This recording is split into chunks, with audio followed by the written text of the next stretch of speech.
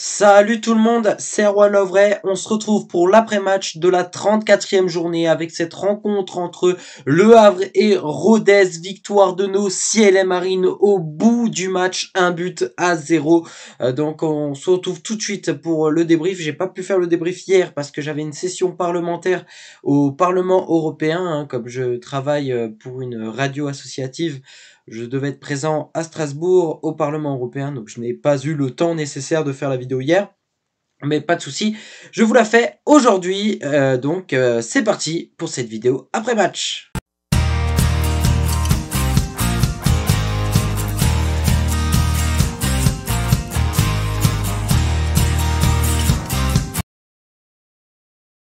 On commence comme d'habitude avec le bref de la rencontre et là franchement on a assisté à une rencontre juste exceptionnelle en termes d'émotion.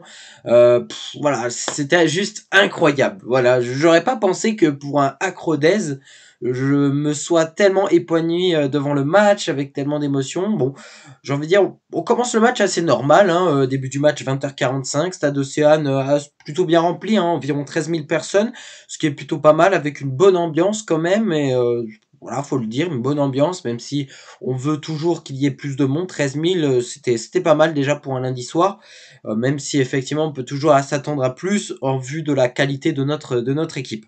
Bref, le match commence et c'est plus Rodez qui met le pied sur le ballon dans les premières minutes.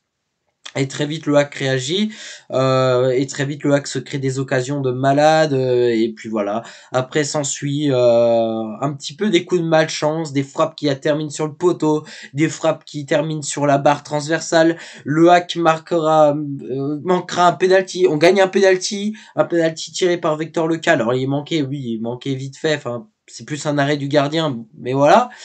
Heureusement, donc il la claque, paf, les joueurs réagissent, donc le Cal essaie de la retaper, ça rentre pas. Au final, on regarde sur les images, le ballon est rentré.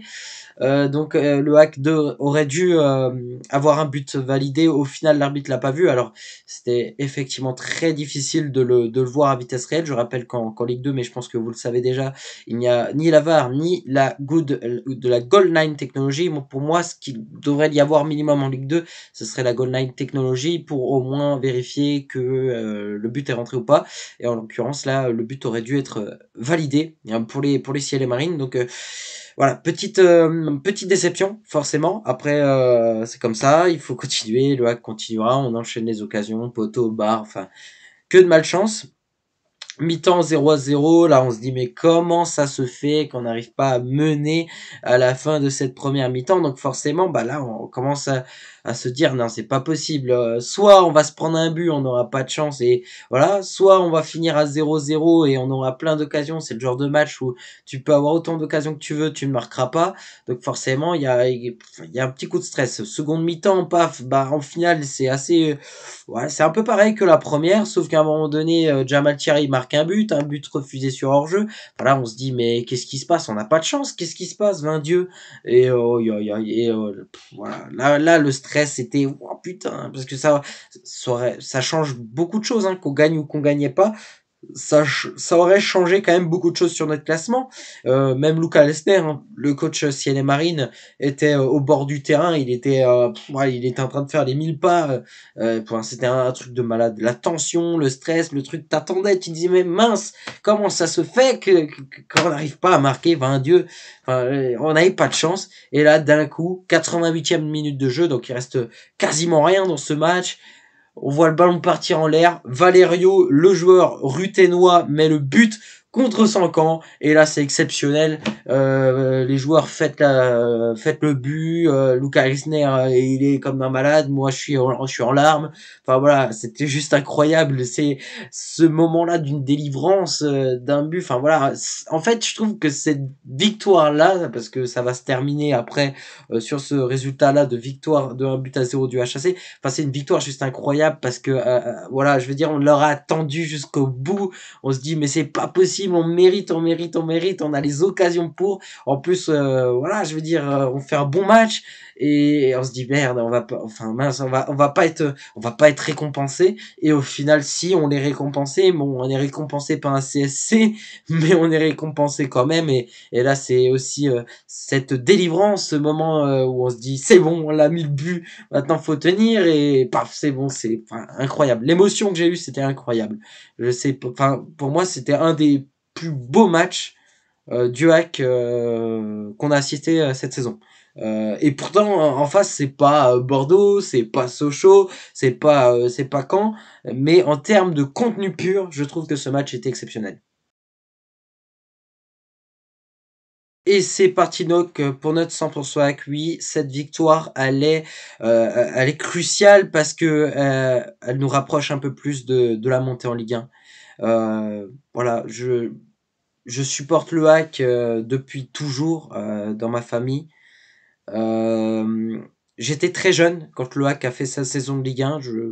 Voilà, je me souviens absolument de rien, pour vous être honnête. Avant, j'avais pas les chaînes télé hein, pour regarder les matchs, et c'est avec l'arrivée de Beansport en 2012 notamment que j'ai pu regarder les matchs du HAC.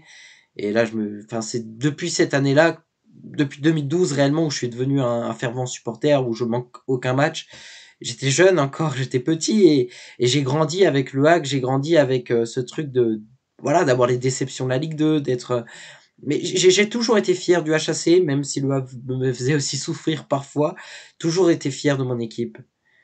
J'ai lancé ma chaîne YouTube en 2019 avec l'espoir que le hack puisse monter un jour en Ligue 1 et là je suis en train de me dire que qu'on s'en rapproche. Et franchement, c'est exceptionnel. L'émotion que j'ai en ce moment est exceptionnelle. Voilà, j'attends ça depuis des années et ça y est, c'est une délivrance. Ça y est, on a enfin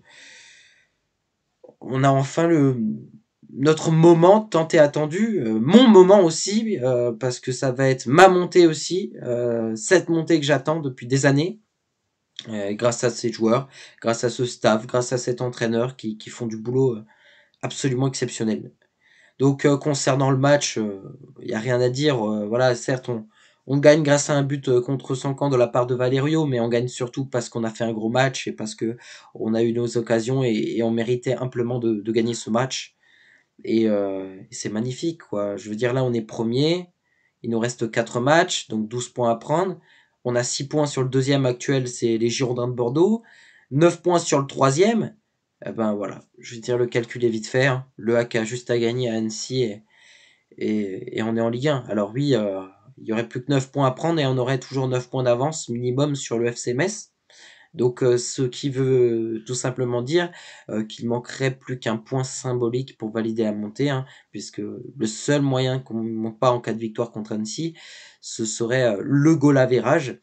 Donc a priori tout est fait pour qu'on puisse goûter à l'élite la saison prochaine et voilà, c'est fantastique. J'ai vraiment hâte qu'on puisse assister à ce match-là contre Annecy et qu'on puisse enfin, j'ai envie de dire, savourer potentiellement. Metz jouera samedi, donc si Metz perd ou si Metz fait un match nul en cas de victoire, mathématiquement, en cas de victoire, le HAC serait en Ligue 1.